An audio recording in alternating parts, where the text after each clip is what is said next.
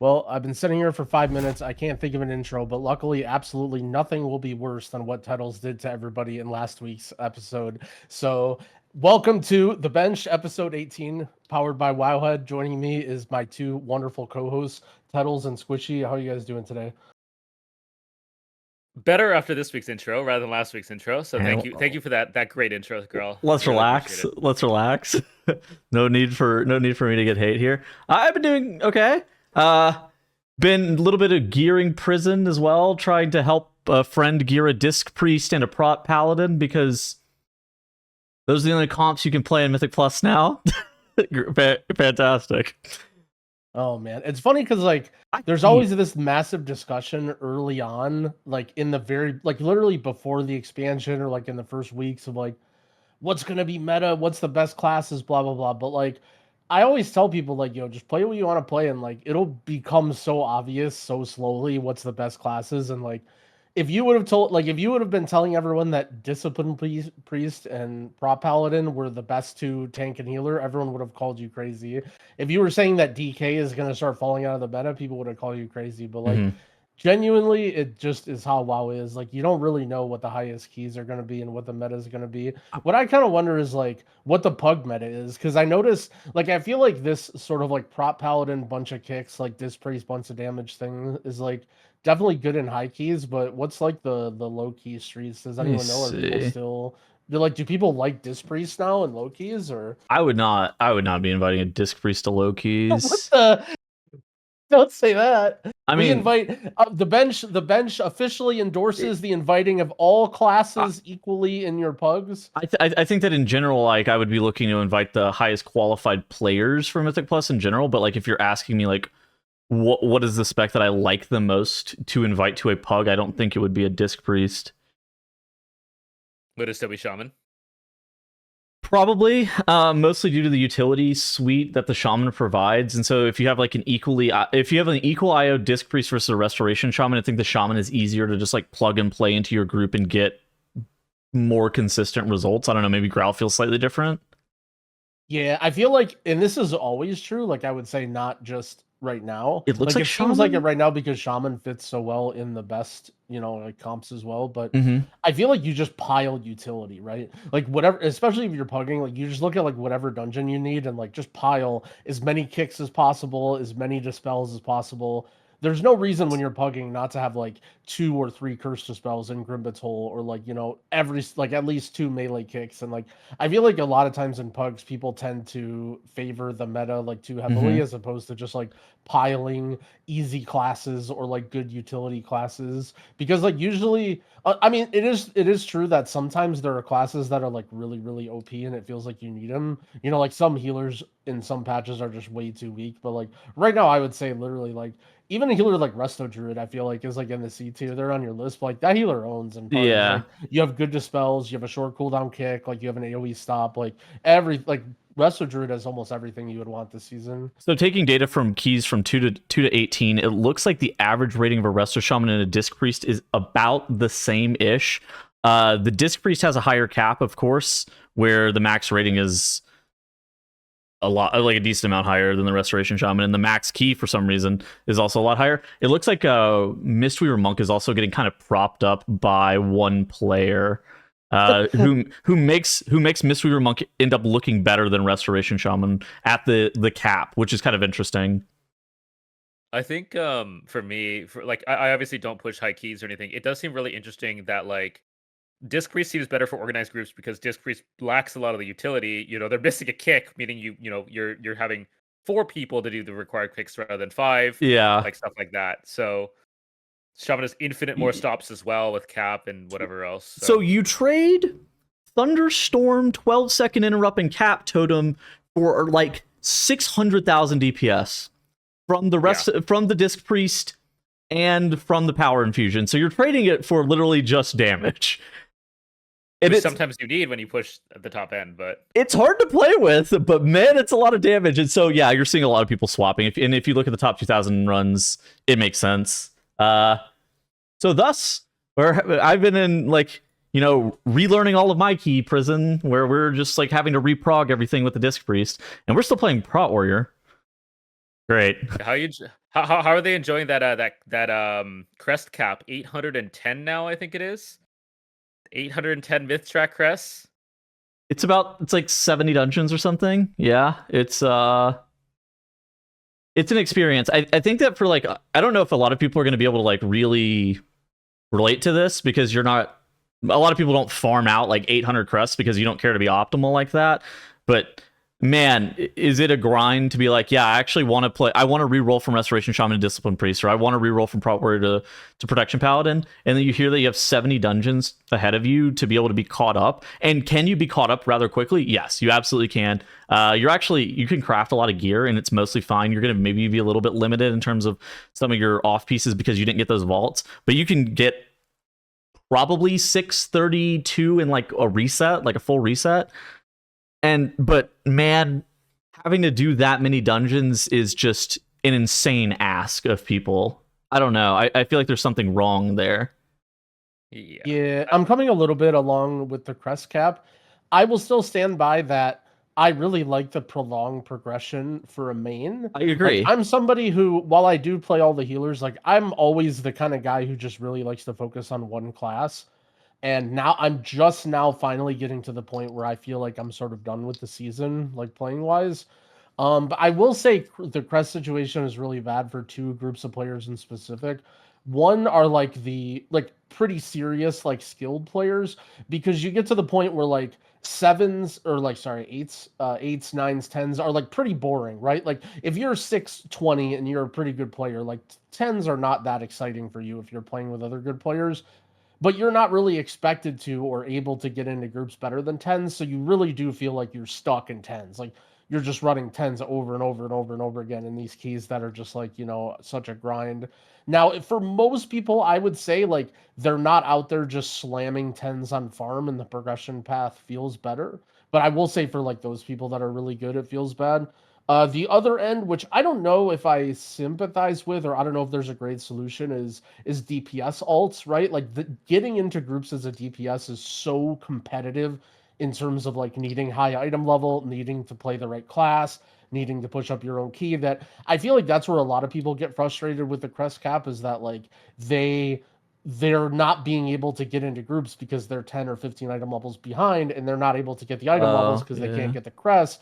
And it's like, on one hand, that feels bad. On the other hand, like, those spots have to go somewhere, and so like if your alt gets crests and levels, and then you're essentially just taking somebody else's spot, right? Like adding crests doesn't making Crest Catchup for DPS alts doesn't necessarily make the DPS experience better for everybody, right? It's just shifting around. Like, if anything, it's almost making it worse for like the people who are like, if you're just working up into 9s and 10s now, but like you've been playing every week, so you have like a pretty geared character, you're actually worse off without the Crest Cap, because you're letting other people sort of like cheat ahead of you, right? If they have a 3K main and they level up their alt way faster than you, they can catch up to you. So yeah, I'm on board with like, I think for the first 2 months, I think everything feels great, and then I see no reason. I think it should be a theme that they should start to think about in seasons of like 2 to 3 months ish into the season to really just open the floodgates and allow people to do things for fun, because I feel like almost everybody has accomplished what they want to in the season, or they're like, in a guild and they're raiding and they're going to, it doesn't really matter that much. You know what I'm saying? Like, I think most people are like, not to say done, but like, if anyone still wants to play and grind and play alts or whatever, you should make it a lot easier for them and more accessible. Dude, is your main done? My main is like done this week. I've like pretty much finished all of my gearing. Yeah, I was pretty fortunate with gear. I was the only priest in our guild, because priest isn't that good this tier, so I got pretty decent loot because they knew I was going to be in on every fight. The only thing I'm missing right now is both of my trinkets are just M+ trinkets, because I haven't gotten a single good one from my vault. But as soon as I get any M+ trinket, it's immediately going to 639. Yeah, like for me, so I have 6. You can see I have 639 in every slot, including my weapon. My ring craft is a little bit sus, because I made something for raid and now I don't care about raid, so it's like some weird embellishment, so that I need to redo that. But ultimately, you can see everything I have is 639 except for my trinkets. Damn, I'm way further off. I'm missing 2 myth track rings and a myth track cloak. What are you playing? Me? Squish Day? What are you on? Yeah. Dev. What's LEI. okay? I don't remember what the name of I this mean, my character gear was. is good. It's just I'm missing myth track pieces. I've never seen like a good ring or a back in my vault. Dude, your guy's like almost the same gear as mine. Yeah, I mean, there's not much else. Like, I don't know. I mean, you I guys think are that's one close of the. too.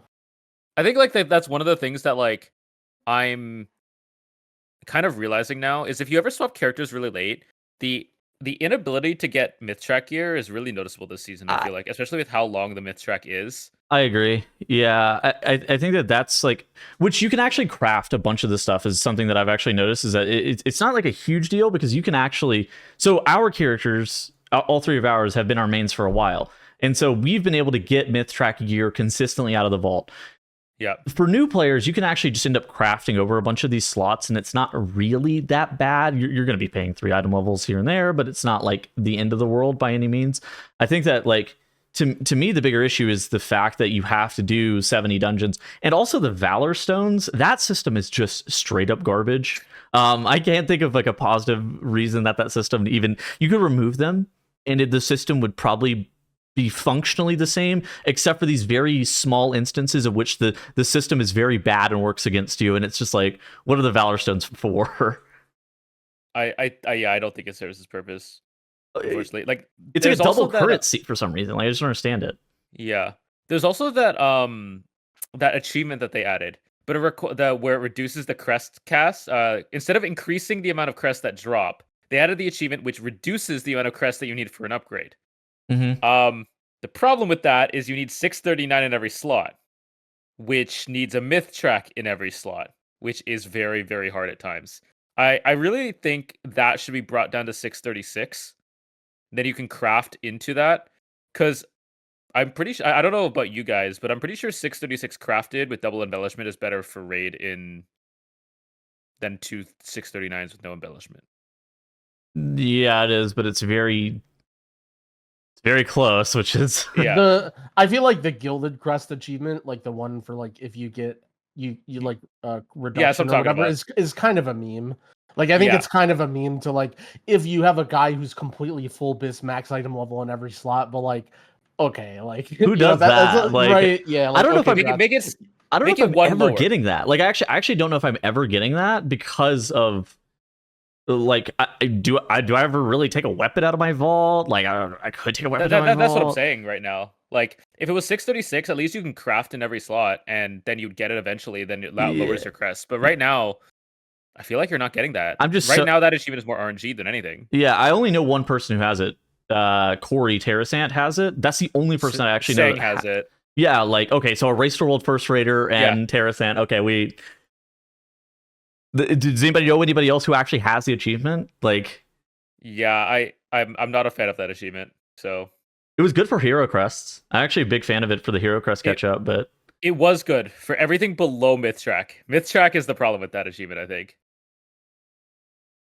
Yeah, I think a lot of the problems this season, I think they're on the right track, but and we'll talk about it a little bit later from I don't remember if it was an interview or what they're talking about delve looting, but I really think a lot of the problem sort of stems from that huge chasm between hero gear and myth gear.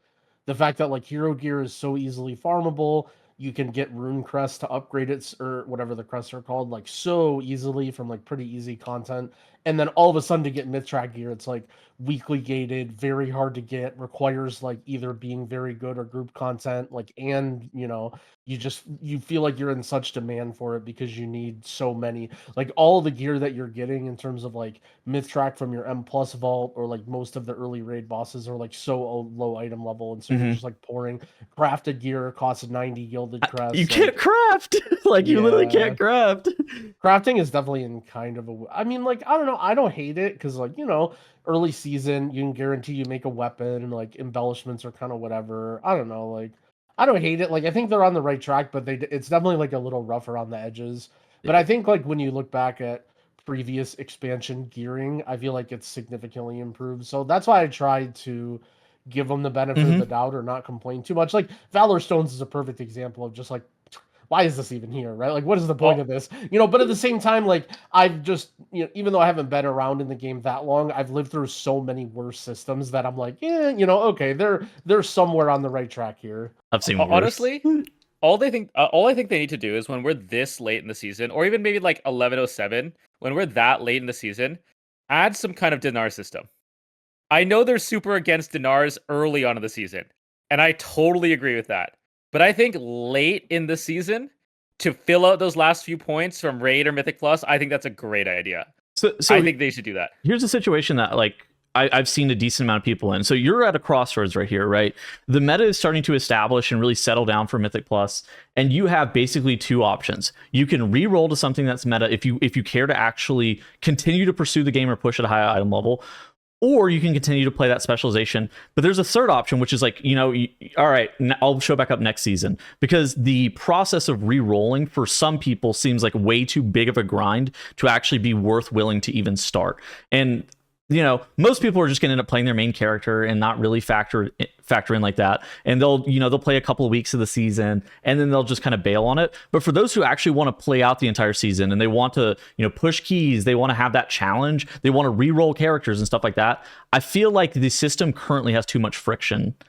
It's not by a bunch. I agree with Growl that I think the system's much better than it has been in the past. Oh yeah. But I think that it's still, later on, it's too much friction. And I think that 11:07, because I think that we've reached this point right now where you're basically at two paths, where it's, am I quitting for the remainder of the season or am I re-rolling, for a lot of people that I've seen. And it's like, that's kind of weird decision making to just like, if you really wanted to re-roll, being like, yeah, the grind is too much for me, that sucks. I mean, let's say, for example, there is a late tier dinar system. Would you support that or would you hate it? I would be indifferent. Like, I don't think that would change that much. Like, I think it would be fine. Selfishly, I'd be for it because I don't raid really. Yeah, exactly. Like, I think I'm sort of along the line of like open up things towards the end of the season. Like, I really think they should like, I don't know. Like, I'm trying to think of what the downsides are, right? But to me, I feel like anybody who is like, I feel like a majority of WoW subs for a couple months, maybe they keep their sub, maybe they don't, but they're mostly only playing in the first month or two. Yeah. And then they're more or less like kind of not really playing unless there's like some sort of big patch.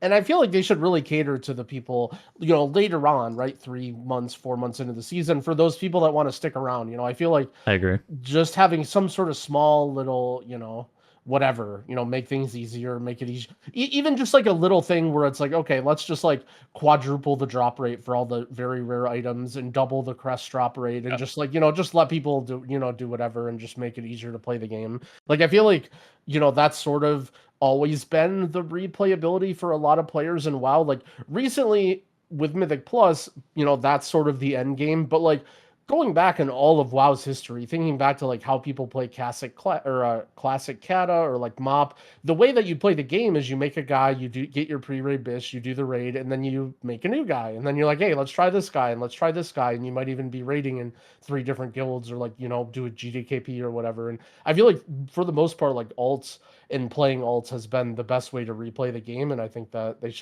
they've been doing a great job, again, catering to that. Like, that's why I don't want to harp on it, but I think they should keep doubling down on that. Saw this tweet from Sin. He says, Kaiveza might be an all-timer. Queen post nerf felt completely empty and hollow. I see the vision, I guess. Silken Court during early prog was feeling like a D-tier boss, but it grew on me as we got near the end. Ovanax is mid at best. First 4, lol, Lamau even. How have you guys felt about this? Do you guys agree with Sin's take on this? He's in Temerity, so they got Hall of Fame this week. Growl, you want to go first? Well, I haven't seen Queen Ansarek yet. Wait, really? Do go on. All right, well, I guess this is time for the Growl Guild update. Wait, so we recently had to bring in a new roster of players again. Not really a new, let's say like 3 or 4 new players. And I didn't realize it, but there was, let's say, some inherent beef in some of the players that I, you know, maybe didn't quite know about or whatever. And in our Thursday raid, as the day got heated, and we had some very good pulls. We had, I think, like 5% was our best wipe. So like, we're within kill range now.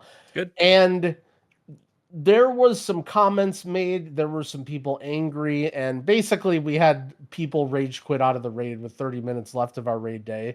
And Oh, so no. now, so now we're doing we're looking for a couple new players. We're seeing if we can raid on Monday, which is today. So hopefully we can kill the boss today and be done with it.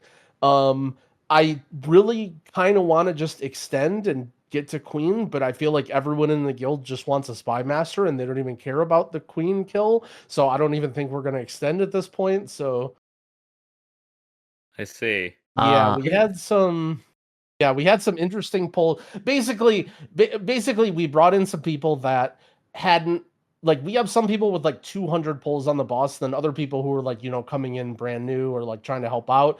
And there was maybe some friction between those people, and there were people, talking shit to some of the people that were coming in, and the people who were coming in were like, screw you, I'm trying to help out. Like, obviously, I don't have that many polls on this boss. And then, maybe some people were called trash or insufferable. And then, so, we're working on it. Silken Court's coming along. I think we're on week 3 or 4 of Silken Court, but it'll die eventually.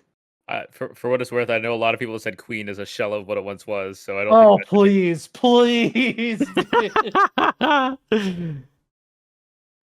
All right. Well, for me, I definitely, from my experience, and I think from talking about it, Kybeza is the S tier boss. It is the only S tier boss.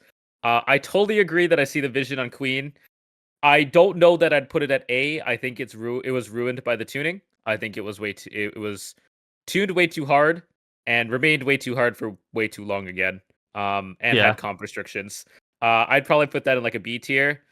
Ovanax post nerfs, pretty cool fight. And Silken, I'd probably put A to B. I think that fight is just determined by how much you like dance bosses. Okay. What? The first 4?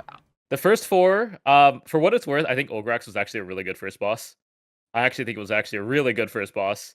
And the rest, no, they weren't. Dude, D tier. I feel like it's actually so hard to put 1 to 10 pull fights anything above like a C or a D tier, even if they're like good bosses. I feel like those are just like really hard to be like, yeah, I was having fun playing that, because it feels like you actually don't prog the boss, you just kind of like do the boss and you get loot.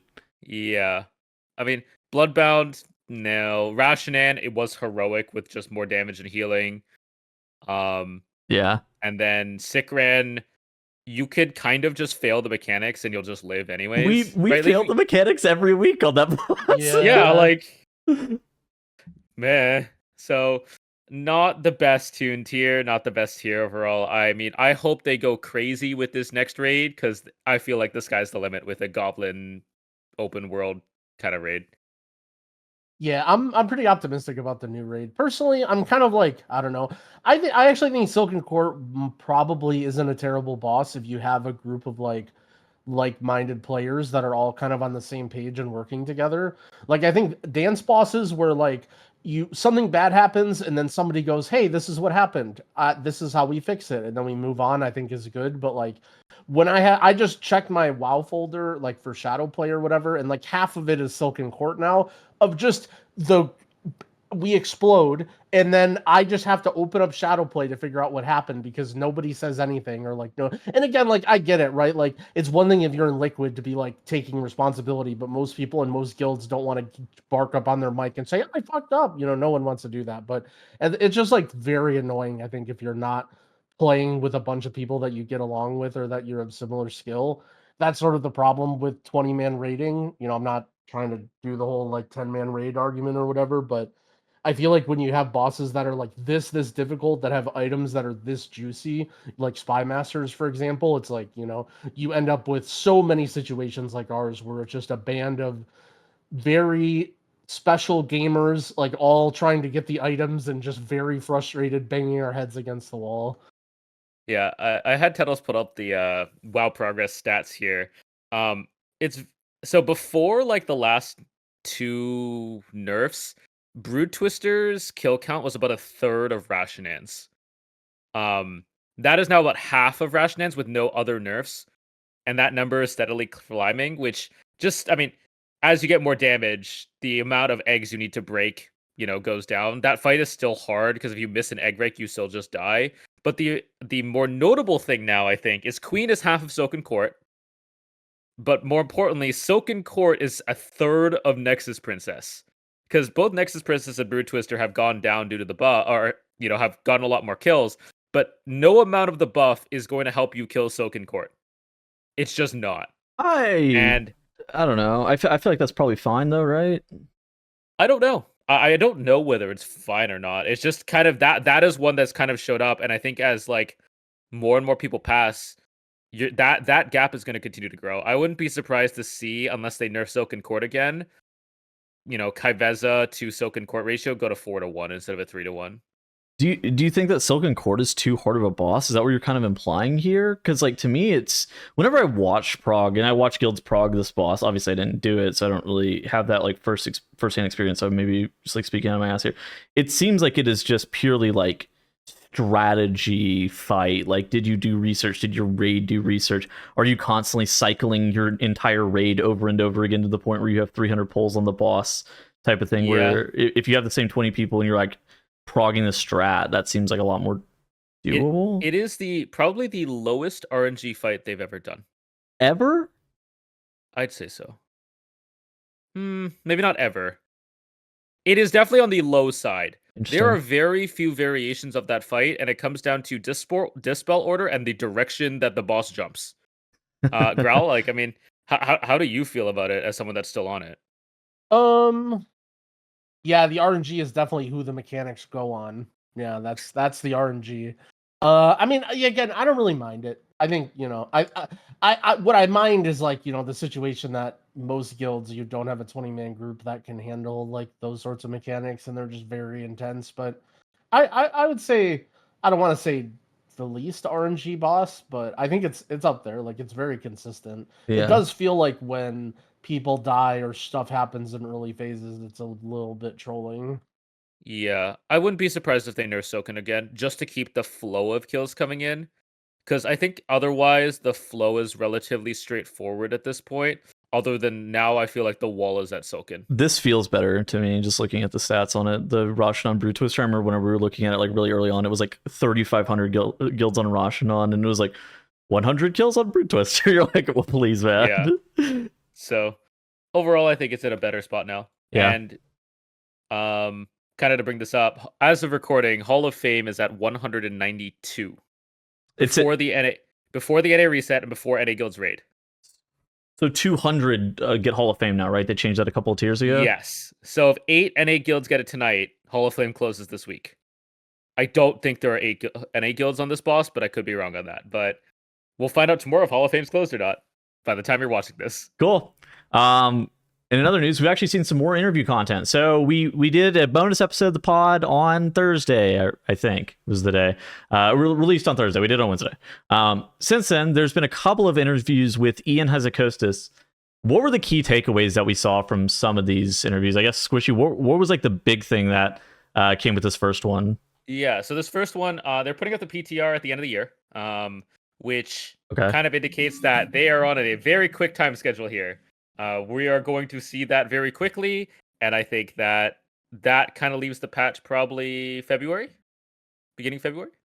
I was thinking like late February, early March, maybe. I feel like we haven't had the PTR for a while. I don't know. Maybe you're right.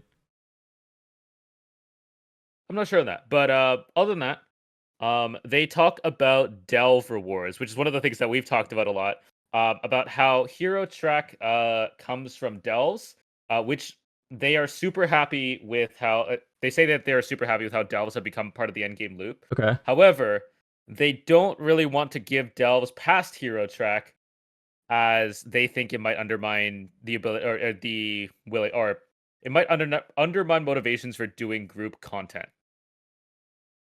Yeah, we kind of talked about this. We kind of talked about this a little bit. We see this quote right here, this like summary right here. It says, coming from Delves, many players would look at starting around a +6 or +7, and if you don't know the dungeons, you're not gonna have a good time getting into groups or having those groups succeed. It's kind of like you end up getting the gear that's appropriate from Delves. You end up upgrading that gear or whatever.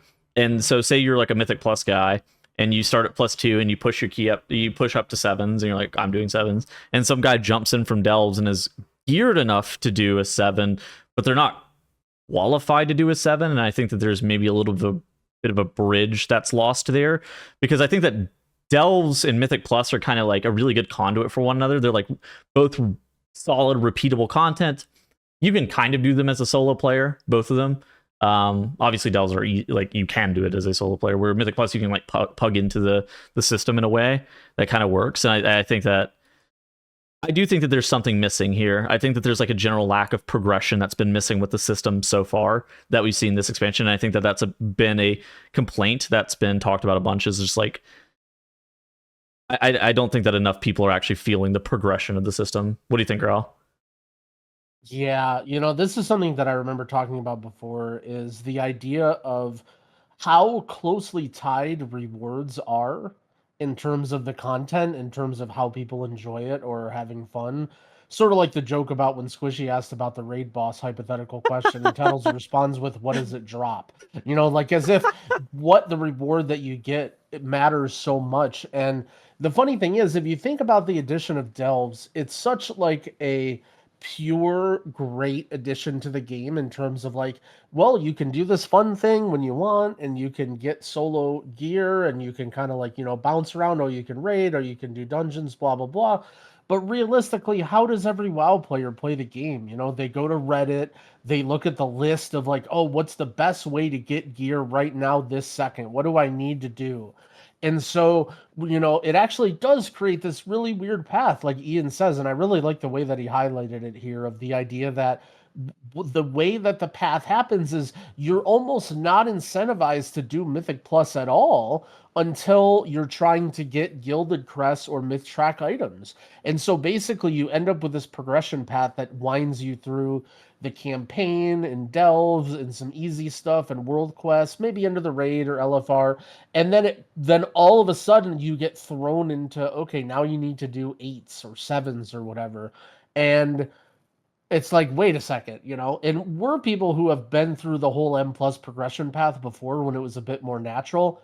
And so we're looking at it and thinking, yeah, it's fine. You do the 2, then the 3, maybe, you move up. But like for people who are so reward driven, which let's be honest, is everybody that plays this game, you're looking at the entry level to M plus being +7 or +8 and nothing else before it matters. It's not like, maybe there are a lot of people who are just like, cheerfully in the 4 to 5 range, bouncing around until they learn to play their character and move up. But I feel like a majority of players are probably mostly in a Mythic Plus for rewards, and they're, getting frustrated trying to do 7s and 8s because either they're not geared enough, or, the people around them aren't good enough, or they're not good enough. And the progression path does feel like it got really, really broken with delves. And I remember kind of scoffing a little bit at the people who cited delves as a problem.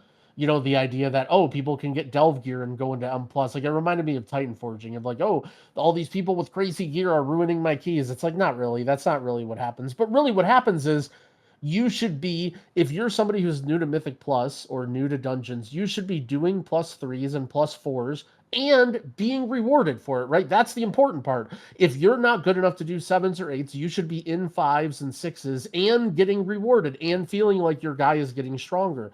And I feel like a lot of people, yeah, technically you can grind those keys to get a bunch of rune crests or whatever, but I think that's sort of where it's broken is, you get to these levels where you get gilded crests or myth track gear, and all the mechanics punish you, rightfully so, right? But then there's not really that path of how do you get there and how do you learn the dungeons up till then.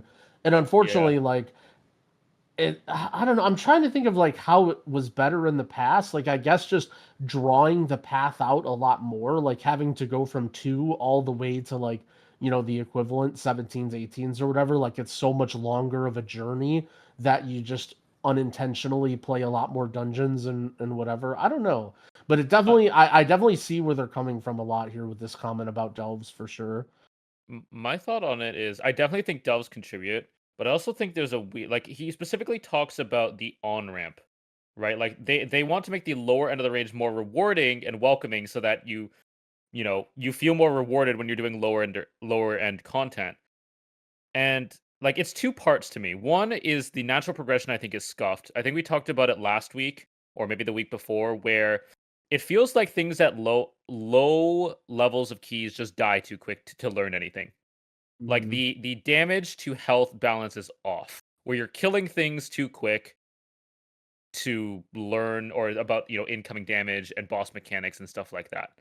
Um, I don't know what they need to do for delve to fix the delve problem though. Do you guys have any like solution to that or like thoughts? I mean, in theory, it could just drop champion track gear. And then the group content is like the pinnacle, right? Where the solo player content is kind of capped out at the champion track. You get like the world boss gear occasionally, but like in theory, you could just forego getting anything past champion track. That might be able to solve it. But like I think that the bigger thing is just like I think that people need to be rewarded for like taking that jump and actually doing Mythic Plus, because I think that this is the replayable content that keeps people coming back to the game. And like while delves are good, I think that it fits a certain audience. I think that like there should continue to be a path for those players who want repeatable content like Mythic Plus, right? And I feel like delves and Mythic Plus are very similar. I don't know if it's necessarily the gear. I do think that maybe champion track would solve it. Like, what is your gut reaction with that, Squishy? What part drops champion track? Like the vault? Oh, but I mean, I guess both, right? Hero track right now is from delves is only vault and only the map. In the map, yeah. I think you could just have it all be champion track. I mean, Even from the vault? Yeah. I don't. Ooh, yeah. People will not be. Yeah, I don't know though. I mean, it does throw a wrench into things, right? Because you think about it, it's like imagine you're somebody who plays the game like pretty casually, but everybody loves getting items, right? Everybody loves getting upgrades, and every week you log in. You might not have a lot of hours to play, but you're thinking about, okay, what are the things I need to do to get rewards? And up until you enter Mythic Plus, I bet it feels great, right? Like if you're a casual player and you're just like vibing and like doing LFR every week to get your tier, and then eventually maybe you pug normal, you're doing a couple delves every week. You're like, this is great. I don't even have to go into Mythic Plus, right? I'm just vibing. But then eventually you're sort of like, right. Those people are sort of like, okay, well now it's time to go into Mythic Plus. And now they're like, I don't want to say they're terrorizing things, but they're not feeling rewarded at the levels they should be at, right? Like these early key levels where they're learning or whatever, they sort of are like, this doesn't even, this doesn't feel fun. I don't feel like I'm earning anything or getting any better from this. The problem too, actually thinking about it more, is like if you're not actually getting upgrades out of your vault, you're going to be less incentivized to play, and I don't think that's actually a solution. I don't know. This is tough. It's a tough one. I don't know if there's an easy solve for it. I mean, like the quickest solve would actually just be make delves reward lower eye level gear, but I don't think that's like a good solve. I don't think that's. So the right I have a solution. I don't think it's the right solution. I do think it's the quickest solve. I'm listening. Let's hear it. Once upon a time, there was a waffle cat that ranted about delves that everyone gave a reputation to about delves as the mole people hater. What was my complaint about delves? My complaint about delves was that it did not relate enough to World of Warcraft content, and it did not teach you valuable skills that you need in order to play dungeons and play raids. And my biggest feedback for what delves should be had nothing to do with rewards, had nothing to do with anything about delves. It had to do with the actual quests and the things that you're doing in the delves. And I said, it should teach you to deal with raid mechanics. It should teach you what it's like to be in a dungeon. It should teach you how to play your class.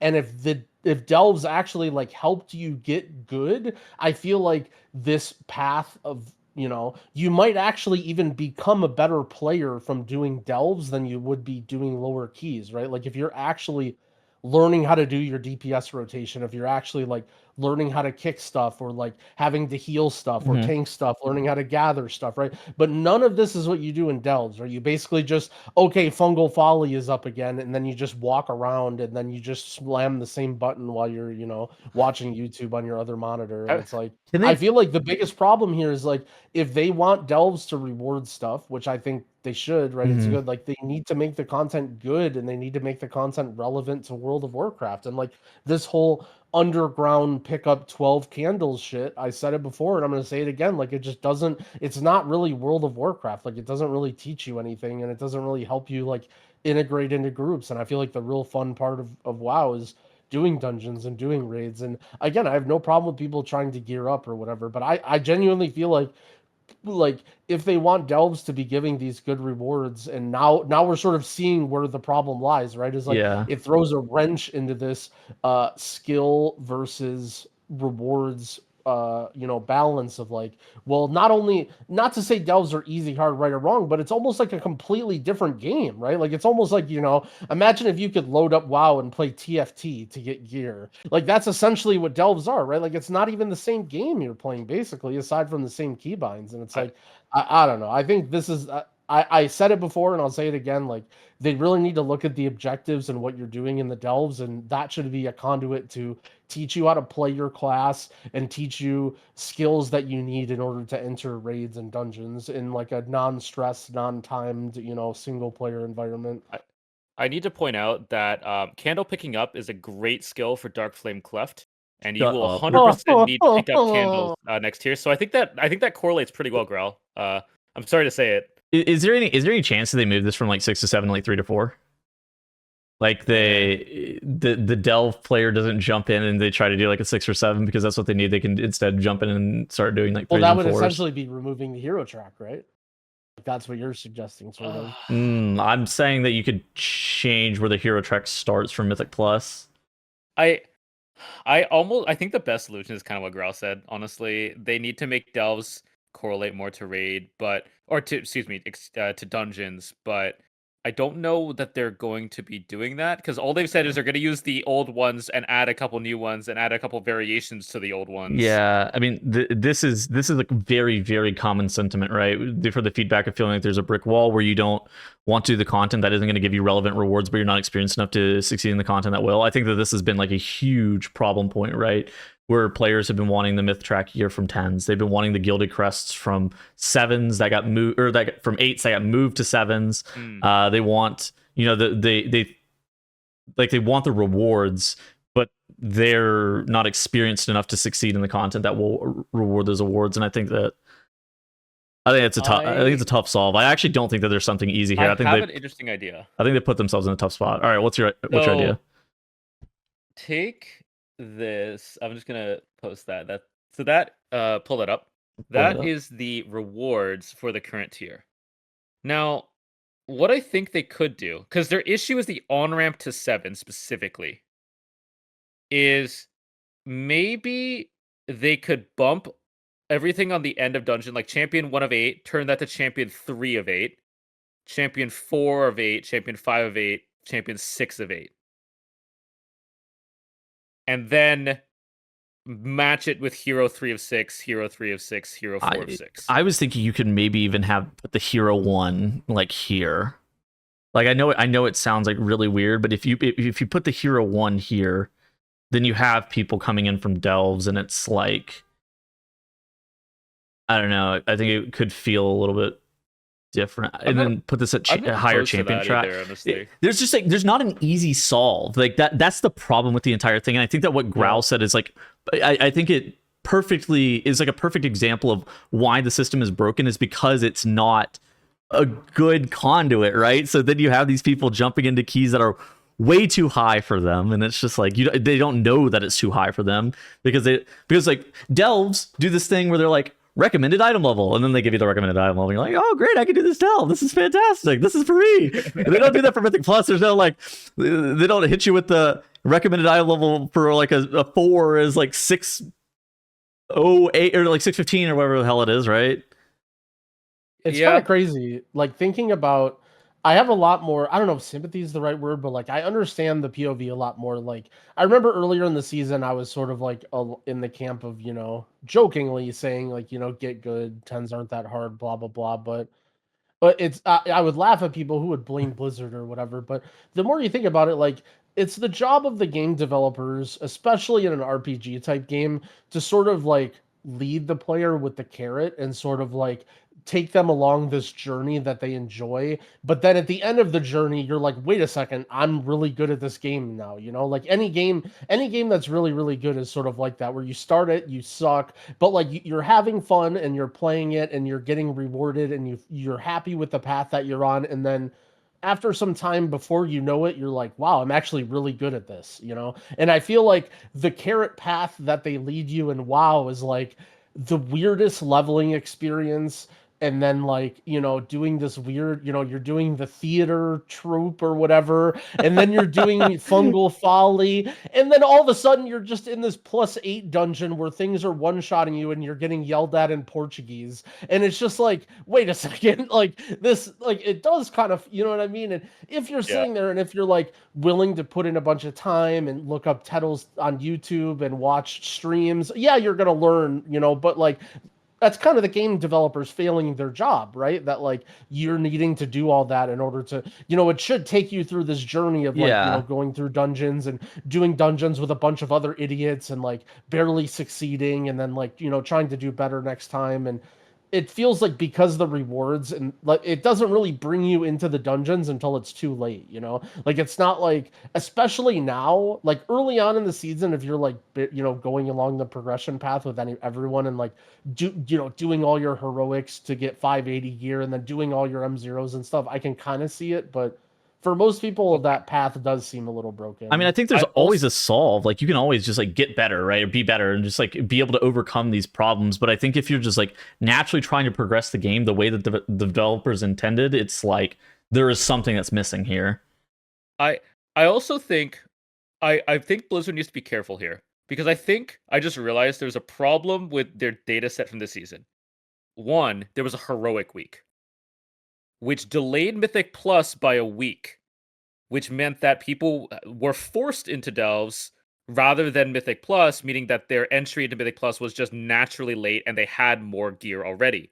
Secondly, people were just too efficient at collecting keys, because in the 2.5 weeks before launch, every week you could collect your keys, which means that we went into week 1 of Delves with 12 keys, I think. Like on Mythic week when the Delves opened up.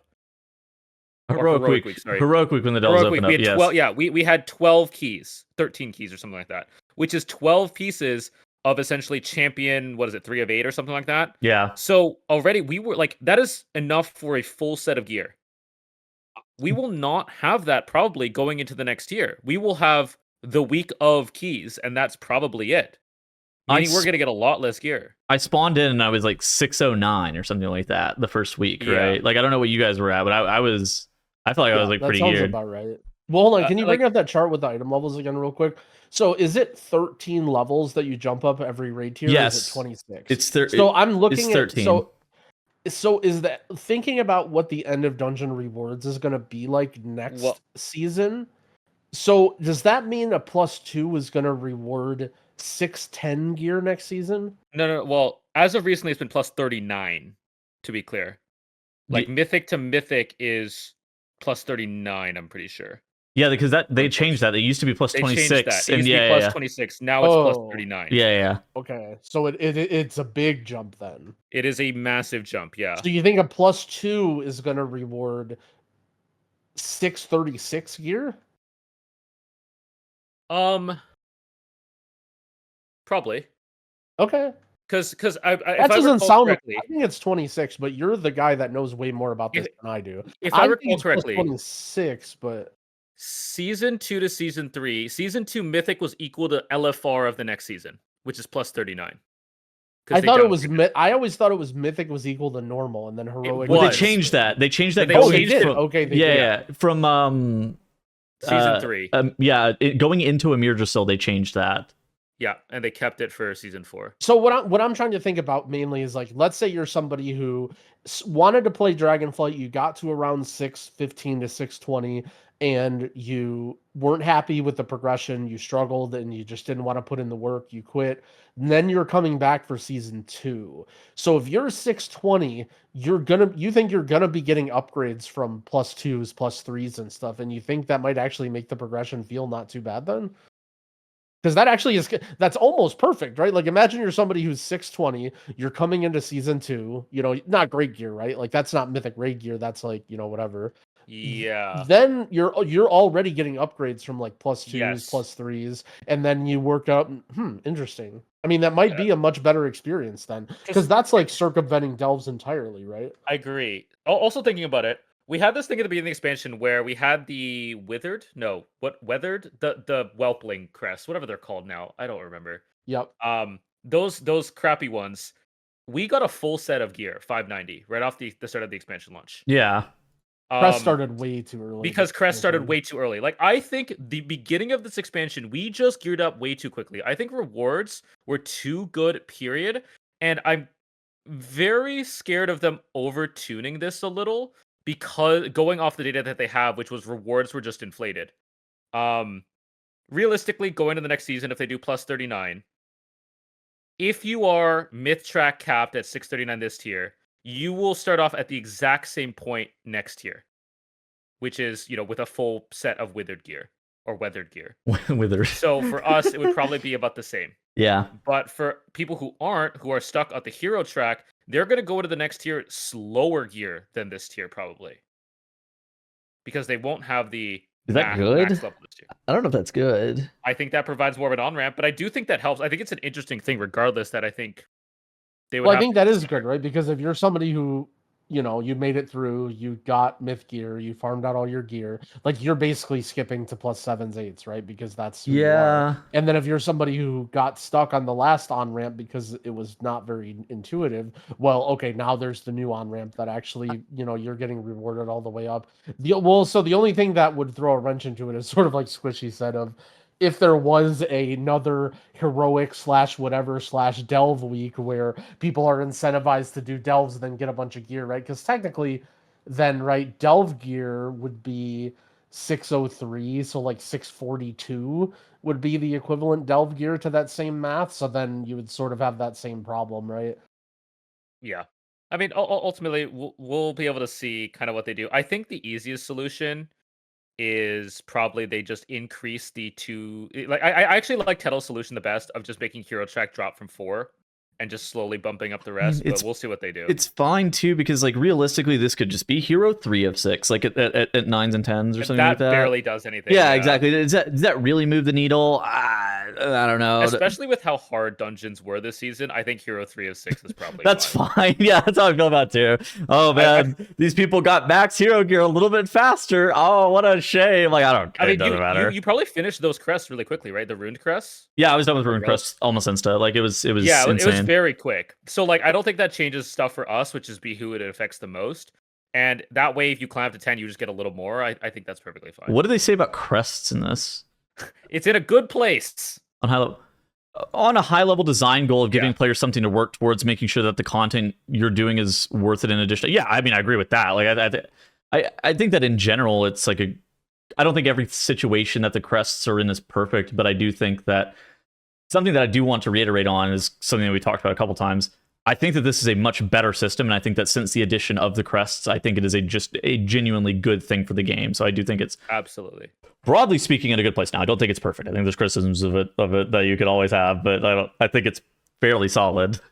This is a random complaint that I have about Crest, but I hope they fix it, but it doesn't really make sense to me. So essentially, let's say you have a hero 4 of 6 piece, it's 619, and it costs 15 gilded crests to upgrade to 623. But there are no myth items that drop at 619, right? So it feels like going from hero 4 of 6 to hero 5 of 6 shouldn't cost gilded crests. It should cost rune crests, because it's always a waste to upgrade something from 619 to 623, because if you ever get a myth slot in that, then you're wasting your crest. I know it's small, but I feel like that would help bridge a little bit. in that if hero, literally just hero 4 of 6 to 5 of 6 allowed was rune crest, that would make it so you could, let's say you had like a trinket or whatever, like I think that's like a change that they should put in right away. And it's not going to be super intuitive because of how the gear upgrade system has worked in the past, but I think if they do that, then they have to make it to where it costs you the guild. Say you get that piece in the myth slot, like then you have to pay the gilded crests as well to like upgrade it after the fact, right? So like you can't just like Wait, what do you mean? So you're using the carved is the heroic one, right? Or ruined. Yeah. So you're using the ruined ones right now to upgrade it to 626 on the hero track. No, 623. Oh, 623. Sorry. You're using the rune to upgrade to 623 on the hero track right now.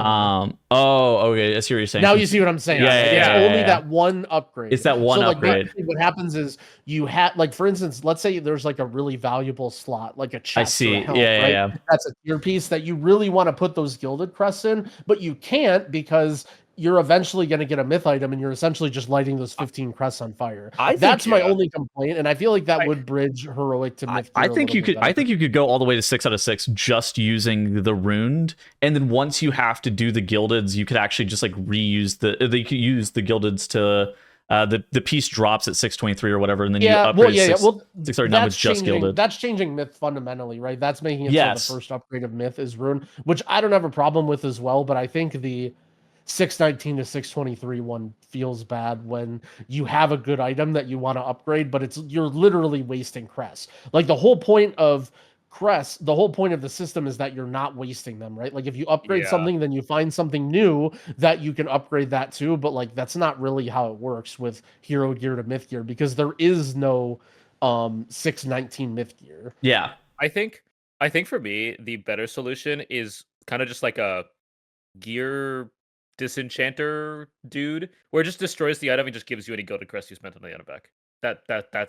That could work. Yeah, like there's that too. Like I think there's a lot of reasons that you would just it would only be for gilded that you would scrap or want to get rid of an item that has gilded crest in it, and that way people would fucking spend their gilded crest. Because I can't tell you how bad it is to have nothing to do except spend gilded crests on a hero piece. It feels awful to do that.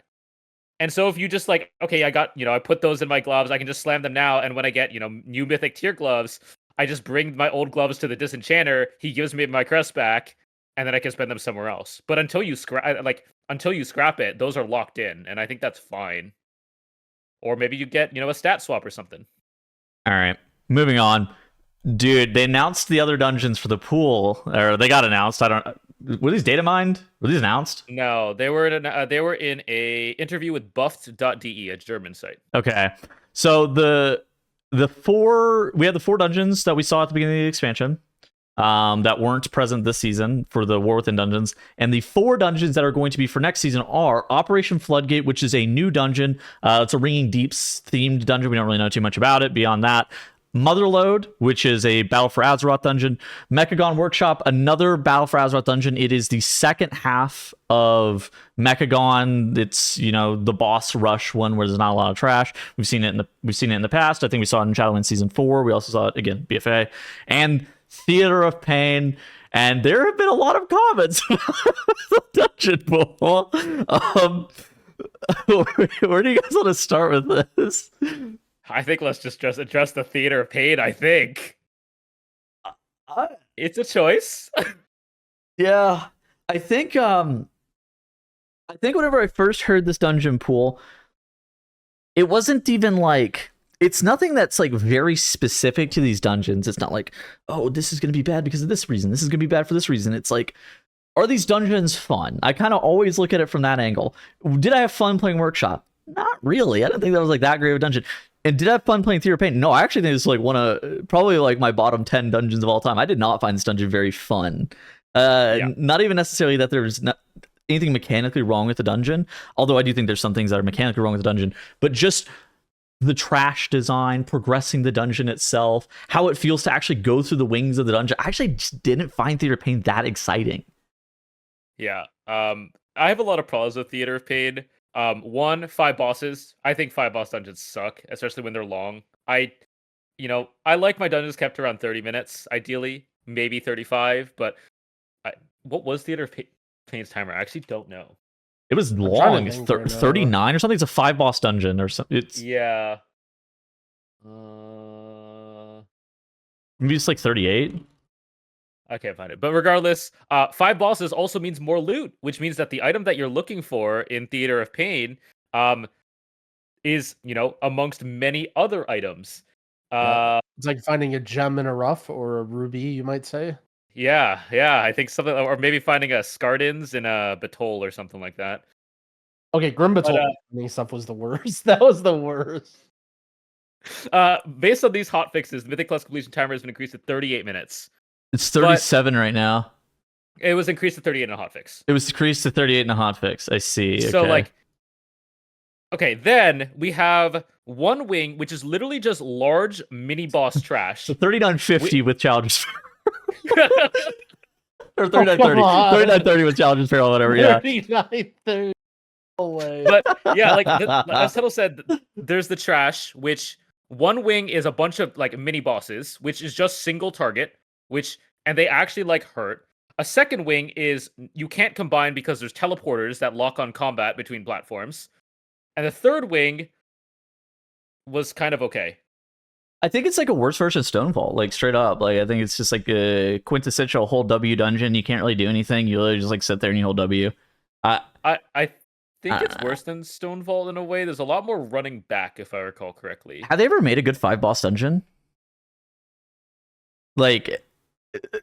Ever? I was gonna say I'll talk while you guys think about that one. That's a hard one.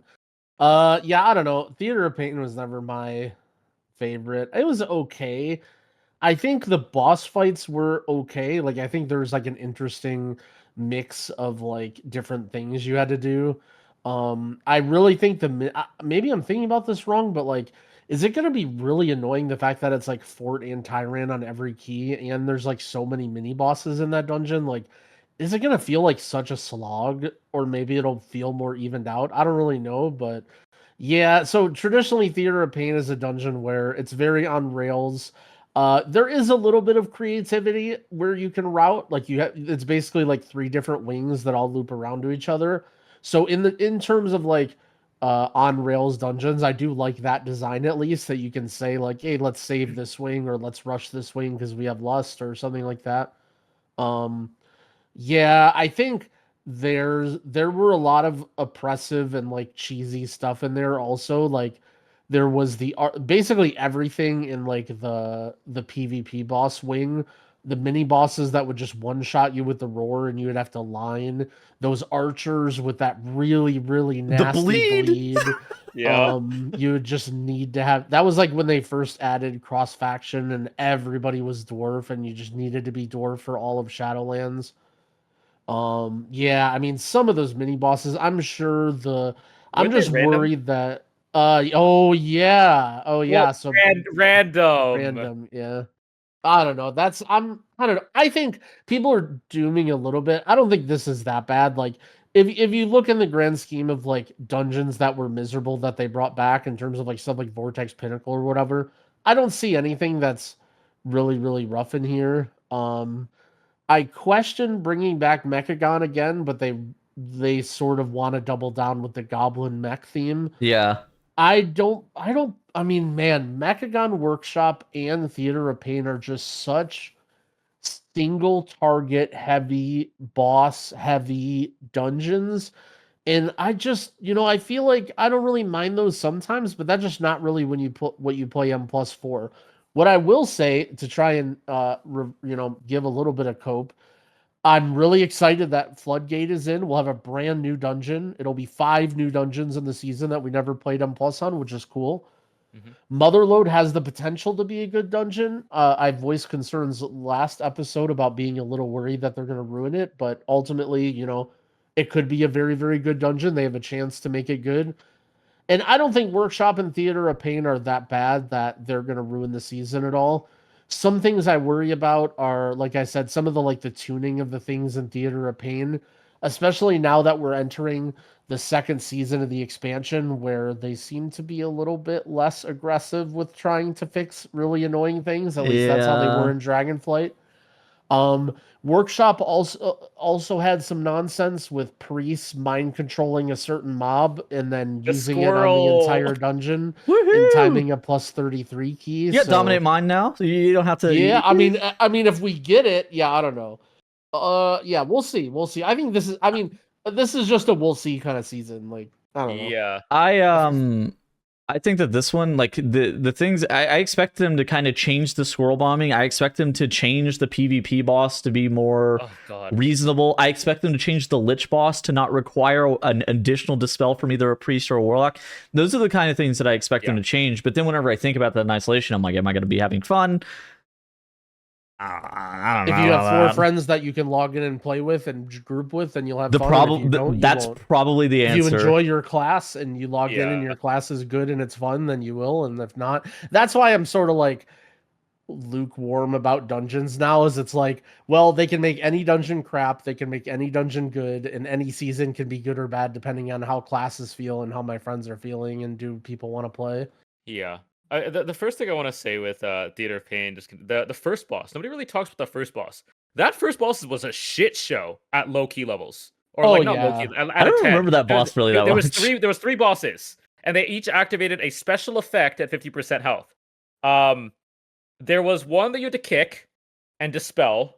There was one which put up an enraged shield and then fixated people, and you were supposed to kite the boss around so it didn't melee people, but you could just soothe the enraged shield for some reason. Oh, that's right. I forgot about that.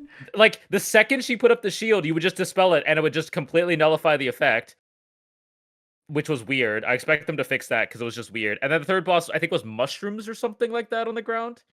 Like, that boss sucked. That was a boss. That was the whole beginning part of Theater of Pain. This is like Growl's tip of the week or advice of the week or whatever, where it's really nasty for pugs. And this is something I'm sort of learning as I'm doing my pugging in like 10 series too, is like sometimes pulling smaller isn't always easier. You know what I'm saying? And like one advantage that you had in a coordinated group is people would do big pulls in the first area. And if you were coordinated, you could do it. And everyone had their cooldowns and the pack would die instantly. But like, dude, how many of you guys did a Theater of Pain where you pull the first group and then you lust and use every cooldown? Then you walk into the boss, your tank has nothing, you have no lust, and your tank just instantly dead to the first cleave. Dude. And it's like, yeah, that was actually really, really nasty in pugs. Like tanks had no idea how to do it. And not only there were like weird skips with like ring para and stuff. And like I remember organized groups would like mow down that whole trash pack and the first boss in 2 minutes. And then like pugs, you would be like you'd just be dead on the first, like at some point. You'd be walking out of the dungeon in the first 5 minutes. Those were like the Windwalker Monk seasons too, where you'd proc Chi-Ji and you just annihilate the trash pack. That first pack was brutal. Like it was really fucking brutal. That first pack, yeah, it was nasty on tanks. Oh yeah, it was the first pack. I've had runs bricked where you walk in, you pull the first pack, nobody uses cooldowns because they want to save it for the boss, and then you die and you run out. I've seen pulls where you pop everything on the first pull, like Growl said, and then you have nothing for the boss and you die. And then I've also seen you try to pull it all in one because that's the most efficient use of your cooldowns, and it's way too much for your group and you die. So, goddamn, did that though? Like doing a hard trash pack right into a hard boss was just absolutely brutal. I hope. Part of me hopes they keep it so it can watch the clips, but I hope they don't do that for like kind of messed up my sanity. Squishy was about to say they fix it, and then he realized that he's now ascended and not in our weird world of trying to do crazy high keys and pugging miserable stuff. And he's like, actually, this is fine. This I'll be able to survive this, but I'll just want to watch everyone else suffer. For my plus 10 key, I will love Workshop. I loved Workshop, but yeah. Was there anything else in this other interview that was talking about Mythic Plus rewards? There was a lot of small little things here. I think it's the top. He also talks a little bit more about the better curve Mythic Plus and difficulty and rewards, which we kind of talked about a lot already. Yeah, I'm good with that.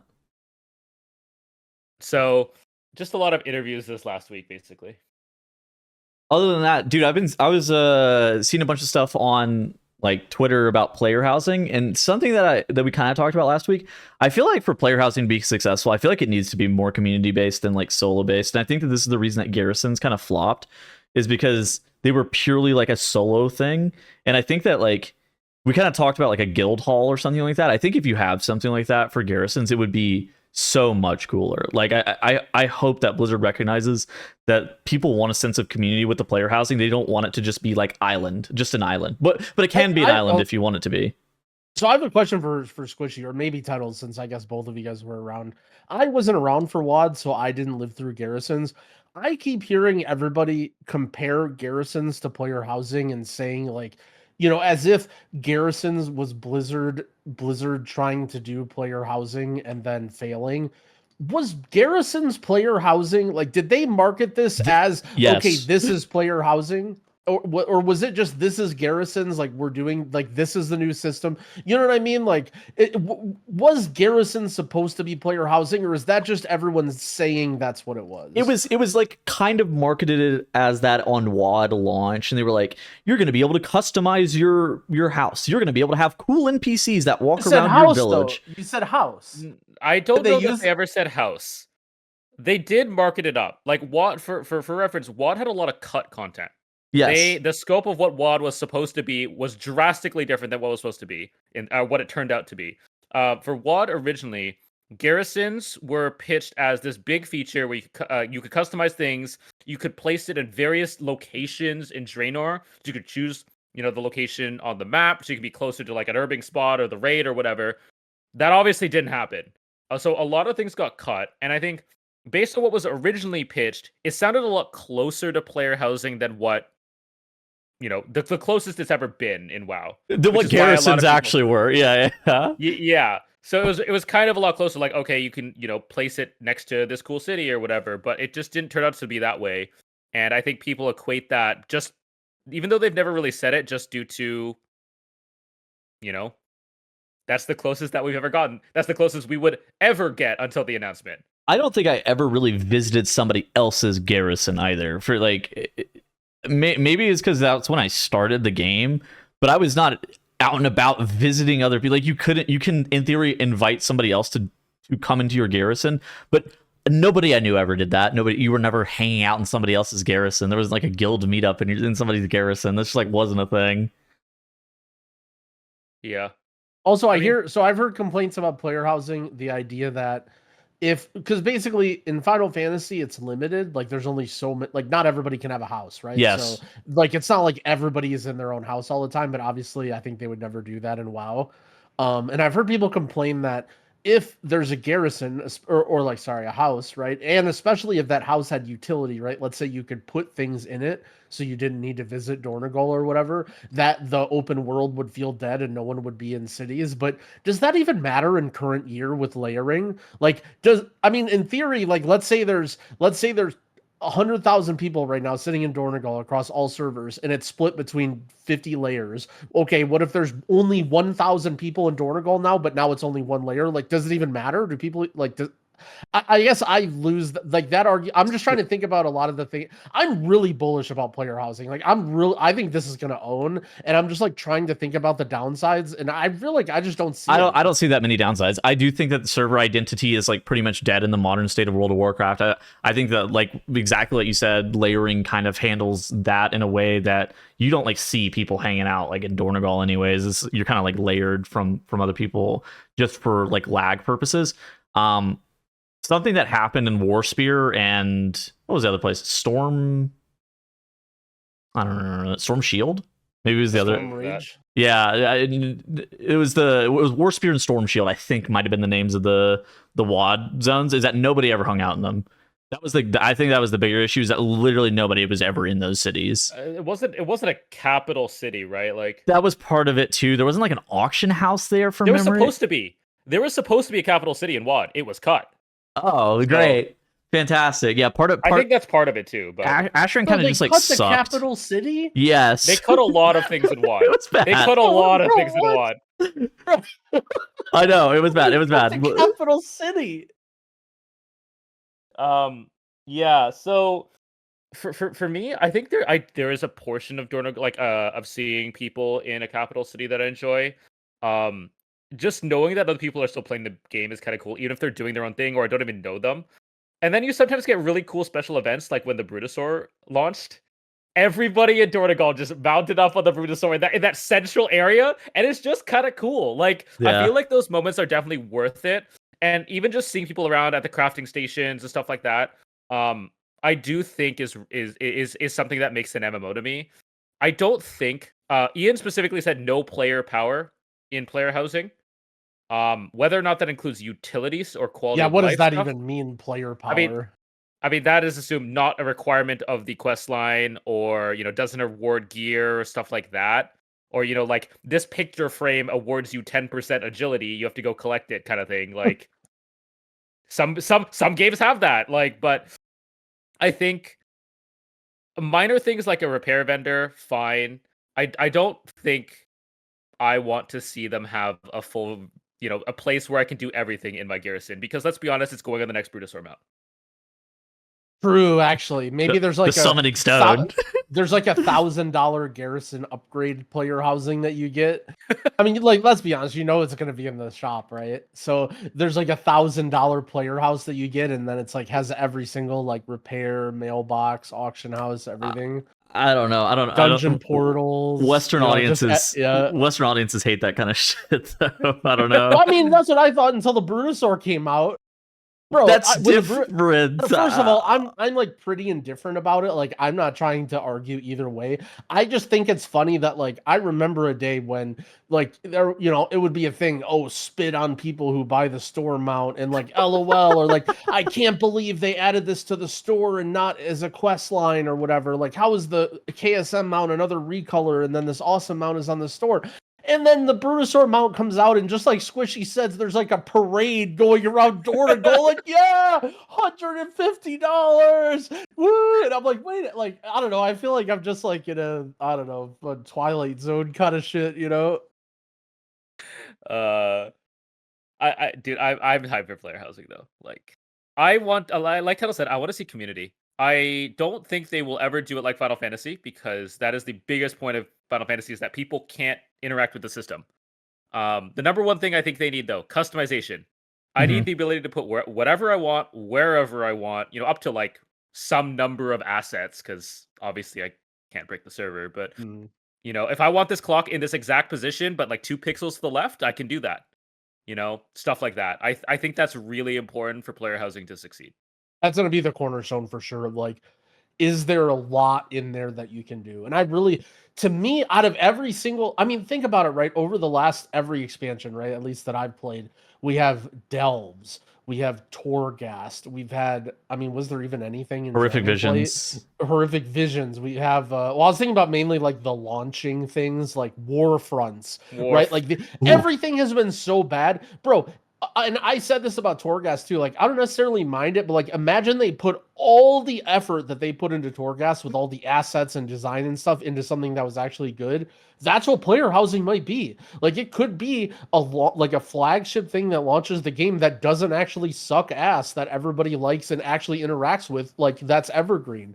Like, they keep using the word evergreen in like this nonsense way. Like, who cares if delves are evergreen? But like the idea that like they actually put a ton of work into player housing and it continues to be good, like, I don't know. I'm like really, really optimistic about it. And that is a dangerous thing when it comes to World of Warcraft, to be optimistic about the future. Oh no, he's starting to believe. Like, one of the things that WildStar did for their player housing, you had these like plots of land. You could decorate your house and stuff like that and make, whatever you wanted on your plot of land. You could put floating rocks, you could lift the ground up to make hills and stuff like that. But you had plots of land where you could put very specific things. One of them was like a raid port. You could grow crops and like for mining and herbing and stuff like that. And you could very much just tailor these plots of land to specifically what you want, but they also gave you customization, which I think was really cool. And I think that's the furthest I would want to see quality of life go, where you can choose, your house to have a farming plot. You can choose use all those spots to have a portal to the next raid for your personal convenience. That'd be cool. You muted? No. Okay.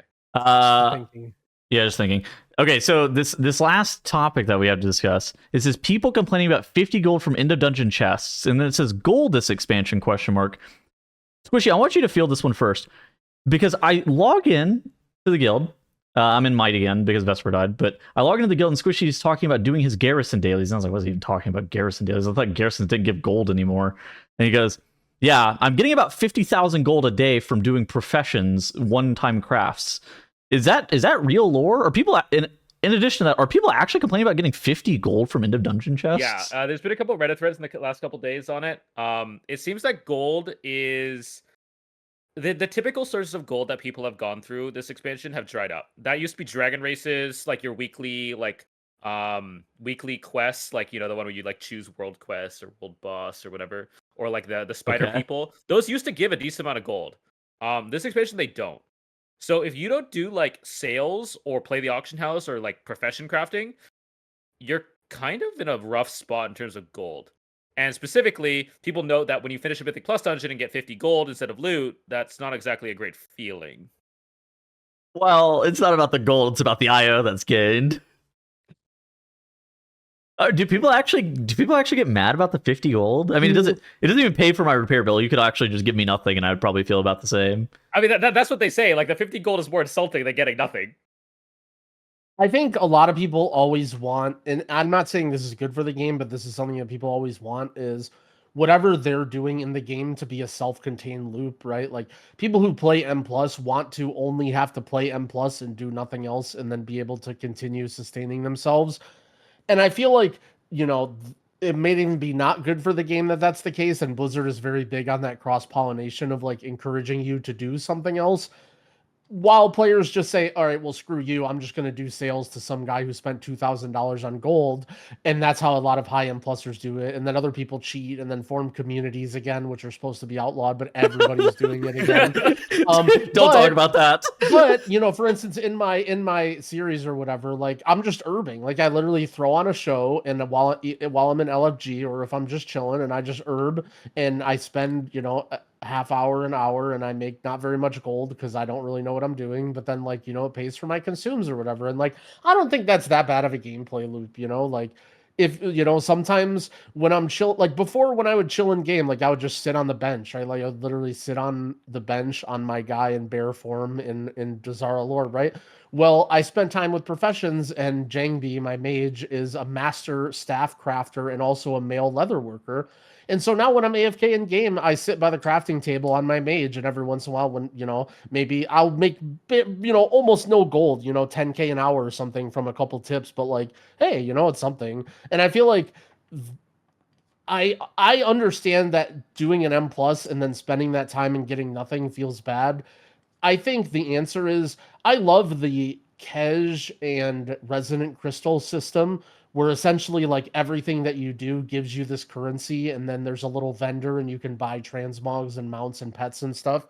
And I think that like I just think that they should keep that, like that should exist for everything in the game. Like why not give you a big chunk of resonant crystals every time you do a dungeon? Like I don't know if you guys have interacted with that or looked at that, but like dude, there's some mounts that cost 100,000, 150,000 that like we're never going to get because we farmed them on the first week and then we just gave up and we never cared again, right? But like I don't know, just some sort of like, I feel like when we talk about Valor Stones, that's like the very weak attempt at what Valor Stones are supposed to be, of like, here, you get this for doing everything and you farm them up and then it feels like it wasn't a waste. But like Valor Stones are so beans. Like, I don't know, just keep it similar to like Trader's Tender or the renown currency of like, you get a bunch of currency every, 15 or 20 dungeons you do, you can buy a mount, maybe every 5 dungeons you could buy a transmog. Like, I just think that they should allow you, or dude, okay, this was a system that I loved in Cataclysm that it's like so stupid why it's not in the game. Dude, where did tabards go?